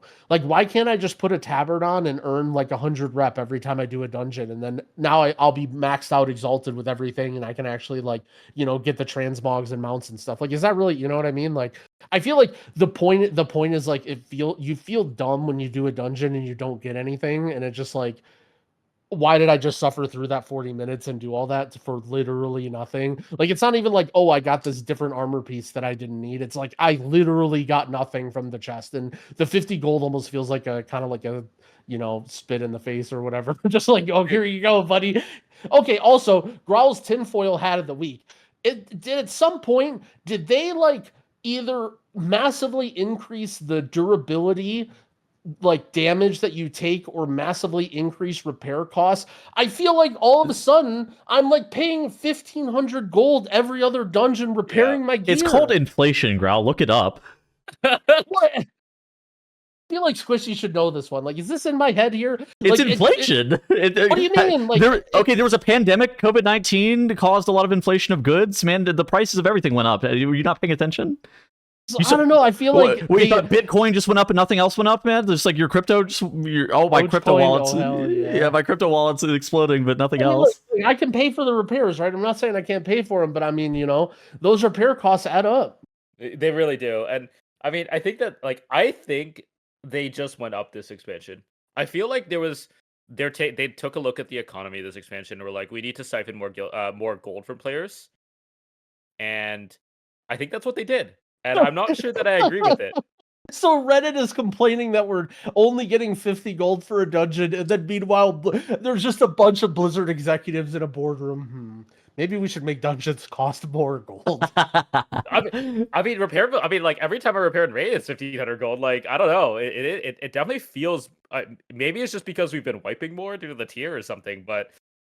I agree with this cook, Growl, for what it's worth. No, I'm glad my conspiracy is me and Squish are on the same level. You're just right. Like wild conspiracies. No, but like more than that. Like I swear, not even just this expansion. Like the last month. Like I feel like I compared my repair bills from 30 days ago to now. I feel like I'm having to repair more frequently and for a bigger amount. I mean, I think part of it is raid that there is a lot of boss fights where you just wipe 10 seconds in. Like Silken, Queen. Yeah, maybe it's my guild. You might be right. Kybeza, Brood Twister, like all of those, I've racked up quite a massive repair bill on that. So much so that our guild has a meme that's just like double repair costs or double repair durability damage on this fight or something. But yeah, gold is an issue. 50 gold, I feel like it's just really rude. It doesn't even cover like a 20% of a potion, so like I feel like. It's just rude. What if you got random consumes from the end of the dungeon? Like oh my god, I just cooked. So hard. I just cooked. You did like, just what cook. If you would just get like randomly like get a flask or a potion from the end of the dungeon? All right, we're getting the Forgotten Forgio recipes now. I don't know if you noticed that. Oh, yeah, those. I mean, I don't know. Maybe that would mess up the economy more than I would anticipate, but dude, you literally have right now. You're gonna have a Reddit thread like 2 days after it goes live, like. I haven't got a flask or a potion in my inventory. Blizzard needs to increase the drop rate of haste flasks from dungeons. This is not enough. Okay. Last thing. Do you think they could ever add like the call to arms thing? I know you do it a lot. Do you think they could ever add call to arms for like Mythic Plus in any way? Is it possible? What is call to arms? The call to arms is the bag that you get that has the runes inside of them. I think it's when your roll is short. Yeah, I think it's kind of difficult to like award that because normally it's just like a thing that's like lit up in heroic dungeon finder or something like that. It's like the call to arms is active, do this LFR wing or whatever it is, and get a bag that contains 3,000 gold and some runes. And it's like do I think that they could? I think they could. I think it's difficult because of like typically those things are attached to the LFD, like the looking for dungeon system, whereas this is like attached to the LFG system. So I think they would have to like implement it some way. They probably could. I would be down for them to just universally open that up for tanks and healers. Yeah. So I think we talked about this on one of our very first episodes. There was talks about Overwatch in the queuing system in Overwatch. And they talked about switching. I know this is like kind of a little bit off topic, but it'll make sense in a second. They talked about moving from 2 tanks per team to 1 tank per team simply because there wasn't enough tank players in the game and the queue times were very long. And what they talked about in that post actually was that they tried a lot to give rewards to people to queue as tanks or whatever. And for any sort of content where people cared about, no one did it, right? Like unless it was like super turbo easy, like LFG content, like LFD content, right? No one is actually going to queue tank because they get, no one's going to tank a plus 12 Grimbatol to get 2 augment runes. You know what I'm saying? Yeah. I mean, maybe some people would. Like, I wouldn't be against it. Like, I see no reason to not reward tanks or whatever, but ultimately, like, it does have an impact on the economy, and they've noticed that it doesn't have a dramatic impact. The question is just, can you do something to create a dramatic impact to improve people or to encourage people to play more tanks? I think so. I think tank and healer is a social issue more so than it is like a, can we over reward this to the point where people play it? I think that it's 100% a social thing, less so a something that you can solve by just like giving them the call to arms. I do think the call to arms would be nice, but I think it would just be like, oh, I played tank for 8 years and now I get 3,000 gold occasionally when I queue as tank. Yeah, fair. All right. This is my rant of the week. Can you guys notice something that's wrong in the screenshot? Holy Paladin. There's an exploit being performed in the screenshot. Can you tell what it is? Oh, okay. So I saw that. So I don't know what you're about to cook up here. Oh, I do know. I already know. Okay. I win. You know, Squishy. Do you know what's being? Do you know what's being performed here? I do think I know. Okay. What do you think it is? So if you look at the buffs they have various different buffs. All of them you may be familiar with. Fortitude, Arcane Intellect, Mark of the Wild, Battle Shout. Then you look at their party, and their party does not include a priest or a mage or a warrior, and you wonder how they have those buffs in that Grimbatol. Yes. So, I'm going to talk about it a little bit. There's a way that people have been exploiting follower dungeons to be able to maintain raid buffs outside of the follower dungeons.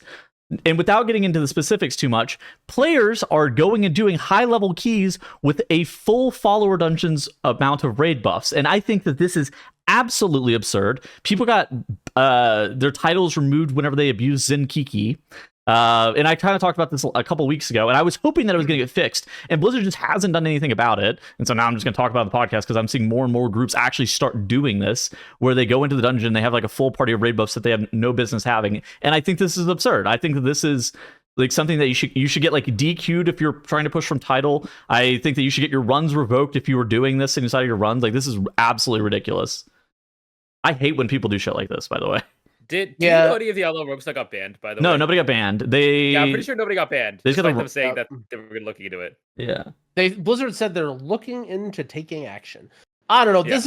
This is a tough subject because, again, I understand. Oh, is that Holy Pudding the paladin actually? Yes. So there was some drama being talked about in a Discord, and this guy actually deleted his stream VODs. What I heard. Oh, I saw. Yes. Not only was he doing this, but he was deleting his stream VODs.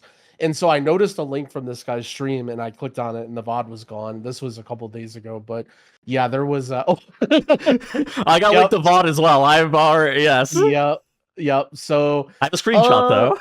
Gosh, this is such a tough one.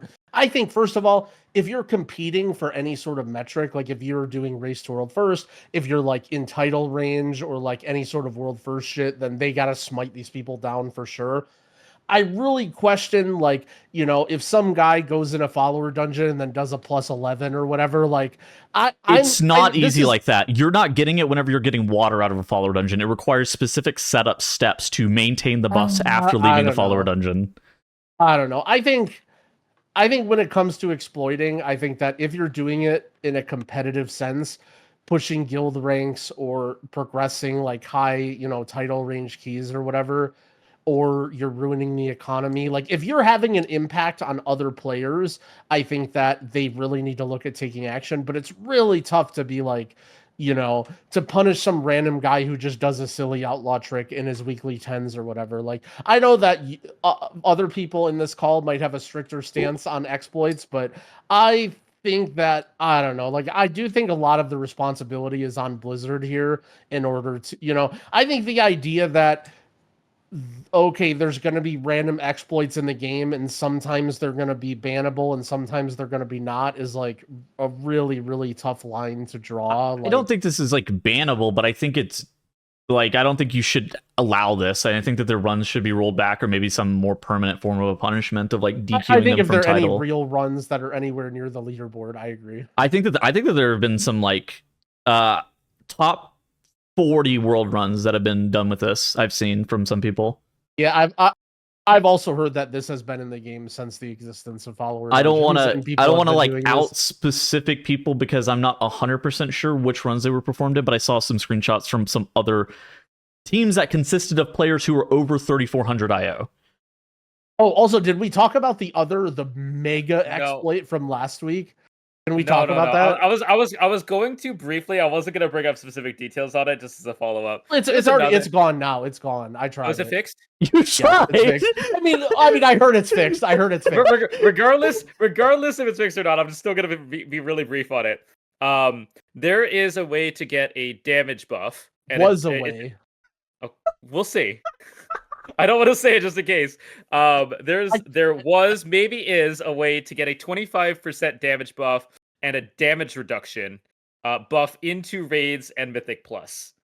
Right, so I'll give all the details. Oh. So in the Dream Surge, it's a zone that rotates around the old Dragonflight area, and there's a zone-wide like activity thing where you can vote on what buff you get. And apparently, like one of the buffs, you could get the buff and just like Hearth and just take the buff to Dornagal. And so I didn't see any proof of anybody doing this. We just sort of like were aware of this and we're like reporting it and trying to get it stopped. But you could get a 25% healing and damage reduction buff out of Dragonflight and then go into Mythic Plus and raid with it. Yeah. Fantastic. I posted a log of somebody using it. Look, I'm sorry, Squishy. People want to know. The people want to know, and I know it's fixed. I know it's fixed. No, it's fixed. I hate that.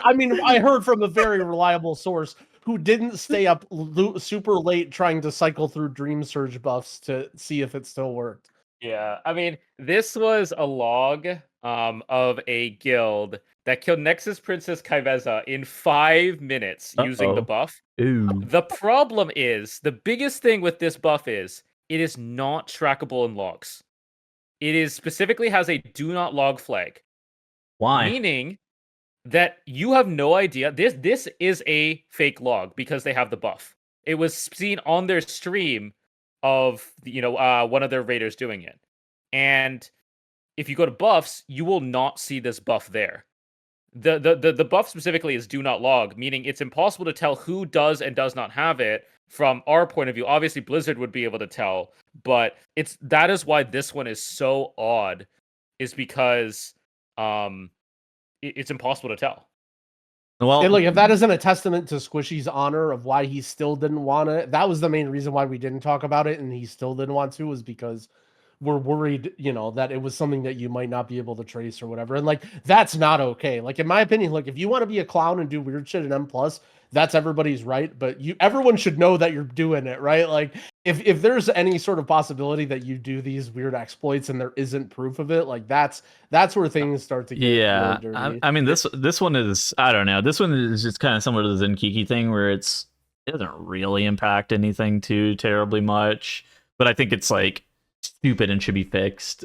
Oh yeah, but I mean, it's still bullshit, right? Like, it's always bullshit. Like it's always bullshit. It's just always it's always a tough position when it stays in the game for so long and Blizzard doesn't do anything. Like, that's the big problem of like, I've heard about it for like weeks now, right? The raid buff one, the follower dungeons. Yeah, my understanding was that's been in the game since Dragonflight, but maybe in different iterations. I don't know. Yeah. I think for me, Mythic Plus is just really weird because they allow a lot more in Mythic Plus than they do in Raid. In Raid, if you ever bring a boss outside of its arena, that is not allowed. In Mythic Plus, you're allowed to bring a boss outside of its arena. It's almost encouraged. Yeah, they might fix it, but like, nothing's gonna happen. They've specifically said like something along the lines in an interview, something along the lines of like, we're excited to see what creativity people can do because people go wild, that kind of thing. It just like it seemed to be the go ahead, do what you want we'll fix it if we don't like it. But I feel like there's still a line in Mythic Plus of where it's going too far. The question is, I don't think Blizzard knows where that line is right now, and therefore the players don't know where that line is right now. Yeah. And you have different levels of ethicalness. So wouldn't the word be ethics? Maybe.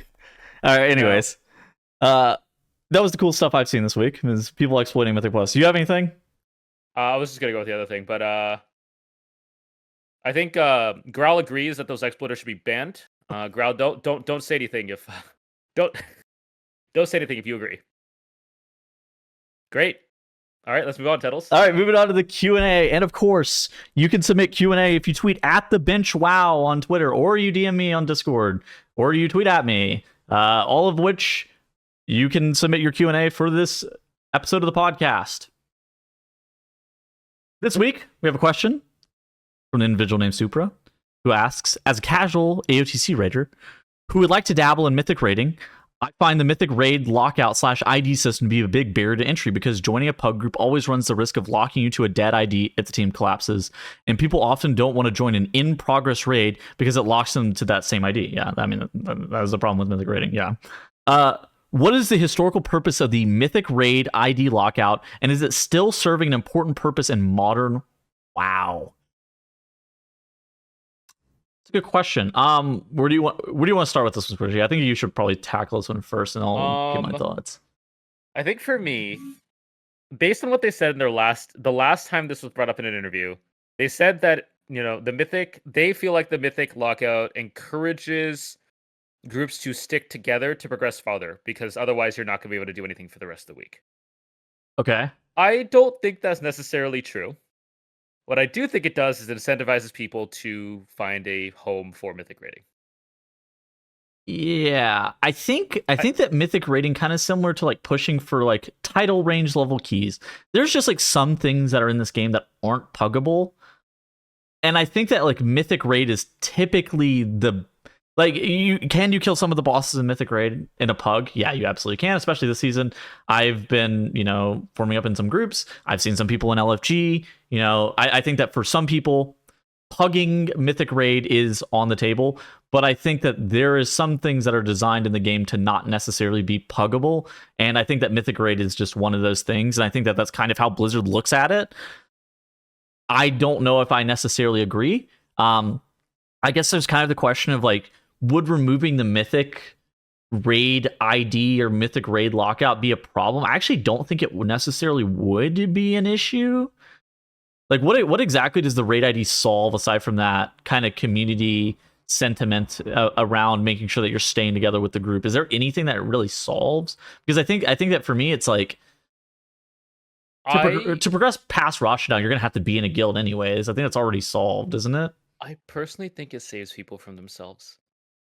I think if that didn't exist, let's say it wasn't this tier, even this tier, there's still some like semi-difficult bosses like Rashinan, right? Like it still takes a higher level to get Rashinan dead, as much as we don't think, for guilds it's not that bad. Yeah.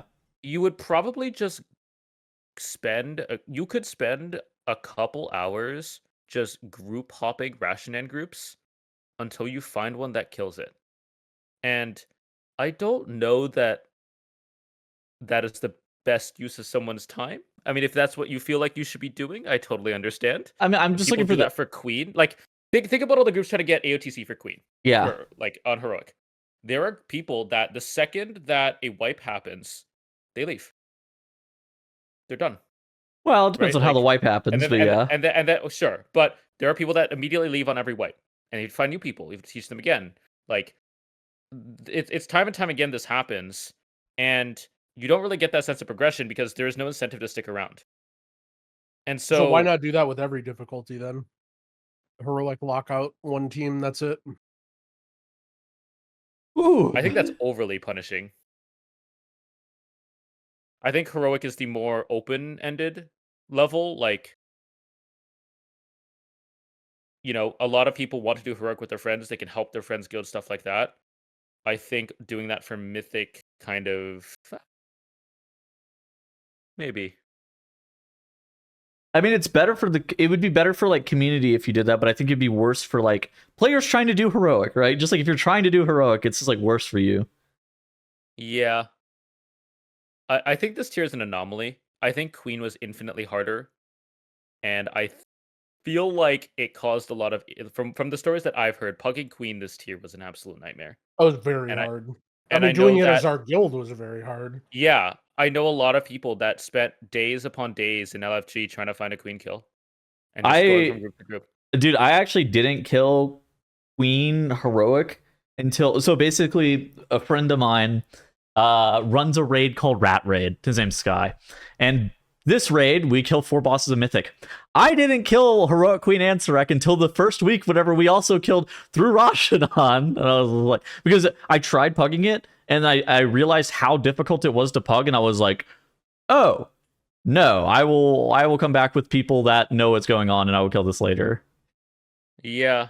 I'm just trying to think of the psychological aspect of it. Like, as somebody that is also very rewards driven, let's say I didn't have a guild or something or in another game, if I felt like there was loot that I wanted from that, I would spend hours trying to find a group that I could like that would go through it. If I felt the instant I felt like a group could not complete the boss, or a group could not complete the Mythic Plus dungeon, I would just leave. And I think that would happen quite often. And then you're just kind of in this cycle of leaving. So I think that Blizzard just looks at it as like some content's not meant to be pugged, and I think they view as Mythic Raid as just like, oh, this is probably content that you're probably not supposed to be pugging. Yeah. Not that I necessarily agree with it, but I think that's how Blizzard views it. But there's a difference between not supposed to be pugging and actually physically stopping you from pugging it, right? Yeah. I mean, put it like this way. All right, let's say a 10 key, or maybe let's say a 12 key or something. And in this hypothetical world, it drops myth track loot, a 12 key. You do a 12 key, you get myth track loot at the end. Except if you don't complete the dungeon, you get to do no further keys for the rest of the week. That would fix the lever problem. I think that's what kind of like in a similar way. That's kind of what they're doing there a little. Would be overly punishing. I mean, I'm kind of memeing, by the way. I know. Anyone like, angrily comments. Like, I think that's kind of what they're trying to do here is fix the Mythic lever problem, but not really fixing it. Just try to de-incentivize it. Because if you compare it to Mythic Plus, one of the things that people complain about the most is levers. There's no way to get rid of it. And if in this hypothetical world, if you de-incentivize levers by locking people to a dungeon unless they finished it, I kind of think that's what Mythic rating does. The Mythic lockout does in a way. Yeah, I mean, I do think like pretty much everybody's punished whenever you leave a Mythic Plus run too, frankly. The person who left lost the time. Somebody in that group lost the key. The other 3 people who were also there lost the time that they put into the dungeon. Like, I feel like everybody loses something whenever somebody leaves, including the person who leaves. Isn't that kind of what a key is? Like, you have a 10 Grimbatol. Yeah. You're locked to that Grimbatol until you finish it. Exactly. Like you are, because if you don't finish it, then you have a 9 Grimbatol. And right. But I'm talking about no keys for the rest of the week. Like, Grimbatol is just done. Okay, like, you're done. But like that's what the Mythic, like my closest relation to a Mythic lockout is.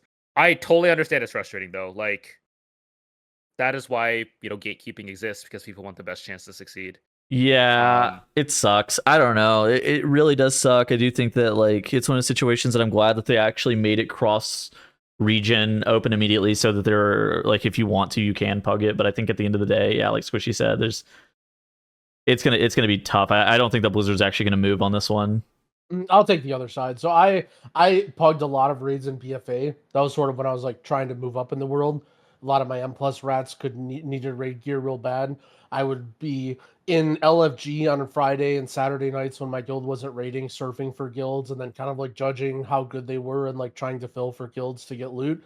It's definitely an interesting and like, whatever dynamic. And it was fun to like actually help guilds out or whatever. But I just think it sucks. And I think a lot of people want to play the game in a pug way and just pug, and they make the rewards from Mythic Plus, raids so good. So, people are going to want to pug that.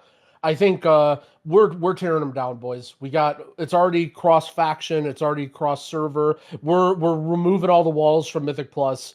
or I mean from Raid. Mythic Raid. Yeah. Mythic Raid. Pretty soon, there's going to be no raid ID. You'll be able to pug any bosses that you want. I agree that in theory, it's like, oh, if you just find a guild and then you just stick with same people. But like, here's the problem: is you join a group that's 4 of 4, right? You don't necessarily need some of the boss's loot, but you're like, hey, this is the system. I'm going to stick to it, right? And then after the first boss, some idiot shaman who just needed the shield goes, haha, and just leaves. And now you're like sitting here in LFG, 19 of 20. You followed all the rules. You stuck with the group. You did the bosses that you didn't want to do. And then now you're stuck. You're locked out to this group where some other guy just left because he only needed first boss. I'm with Like, I think fair. that's the biggest problem that I have is like, people are going to still try and pug, and it adds unnecessary friction to it. And even if you are an outstanding citizen, you are still punished by the system. And I don't like that. And I think Blizzard will fix that eventually, but we're tearing them down. That's kind of where I've landed on this as well. I mean, there's only so many bosses that you're reasonably gonna pug. Like, dude, nobody's pugging fucking Brood Twister, Nexus Princess is like not a thing. I think that pugs are in general just going to kill the easiest and most accessible bosses from Mythic Raid ever. I don't see a reason that you need to have this ID in place. They kind of made guilds cross realm. You don't have to be in a guild to raid Mythic anymore either.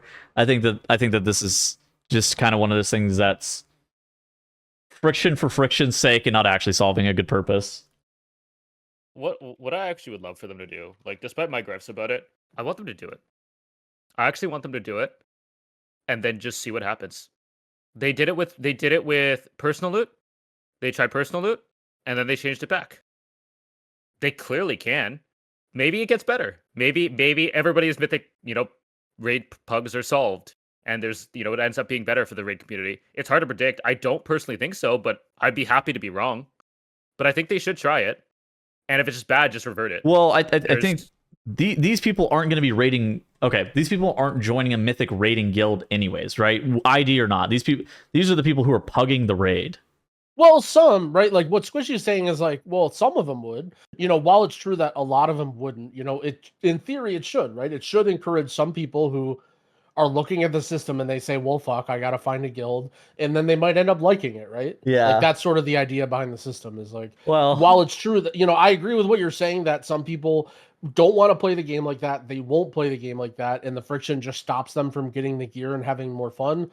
That's sort of the idea is like, well, hopefully it encourages other people to like, find sort of like what we're saying with M+, right? Is if you can just stick it in the hole and get all your Mythrac gear and never make any friends, like, yeah, you're gonna, get all your loot and then be done. But like, you're not gonna have the same experience that someone like me or you has with Mythic Plus with like having a team and pushing keys. And to me, that's like the most fun part about the game.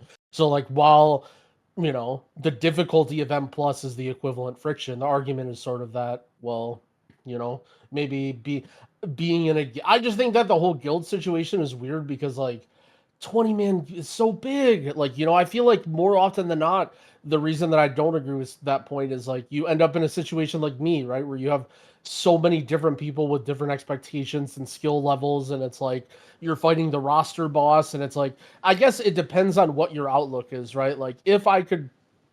Like, am I having a good time? Is me being in this guild and my guild being together a net good thing for all of us? Or are we just brain damaged and doing this for, like, no reason and we shouldn't be doing this, right? Like, that's the question, Mm-hmm. It is all of us sticking together in the long run a net positive or a net negative for our enjoyment? And I don't even know at this point, Most people would say it's a net negative, but... Yeah. Yeah. I think I would love to see them try it. I mean, they're coming to it kind of a new age of World of Warcraft. Have an experiment. If the experiment doesn't work, you can always revert. Yeah, I think the problem with that is that when it comes to like personal loot or whatever, if they add restrictions, that's one thing, but like to remove restrictions and then add them back, I think is a dangerous path, because like they would really upset people if they allowed some people to pug and some people liked it, and then they said, actually, no, you guys can't do that anymore, Whereas with like personal loot, they added the restrictions, and then people were kind of like, indifferent. Some people liked it, some people didn't, but then they lifted the restrictions again. Like, I think that's a little bit different in terms of, I think that removing the Mythic ID lockout is something that they view as if they go down that road, they can't undo it. Even though I think, technically they can do whatever they want, but All right. I think that's going to be it for us today. Thank you guys all so much for watching. What are we on? Episode 18? Episode 18 of the bench. And we will see you guys next week. We're probably not procking a midweek episode this time. We'll see. You never know. Never know. Never know. Better subscribe and like and stuff in case we do.